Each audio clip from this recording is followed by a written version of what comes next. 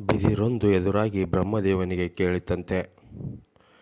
ಬೇಕಿತ್ತೆ ನಿನಗೆ ಸೃಷ್ಟಿಯೊಳಗೆ ನನ್ನದೊಂದು ಪಾತ್ರ.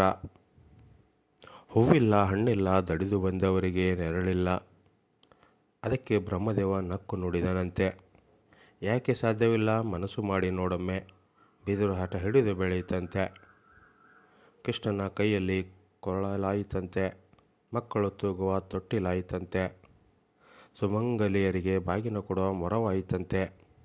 ಬಡವನ ಗುಡಿಸಲಿಗೆ ನೆರಳಾಯಿತಂತೆ. ಬಟ್ಟೆ ಒಣಗಿಸುವ ಕೋಲಾಯಿತಂತೆ. ಮೇಲೇರಲು ಏಣಿ ಆಯಿತಂತೆ. ತಪ್ಪು ಮಾಡಿದವರಿಗೆ ಶಿಕ್ಷೆ ಕೊಡಲು ದೊಣ್ಣೆ ಆಯಿತಂತೆ. ಬಿದಿರಿನ ಬುಟ್ಟಿ ಆಯಿತಂತೆ. ವೃದ್ಧಾಪ್ಯದಲ್ಲಿ ಉರುಗೋಲಾಯಿತಂತೆ. ಕೊನೆಗೆ ಶವ ಎತ್ತಲು ಆಧಾರ ಆಯಿತಂತೆ.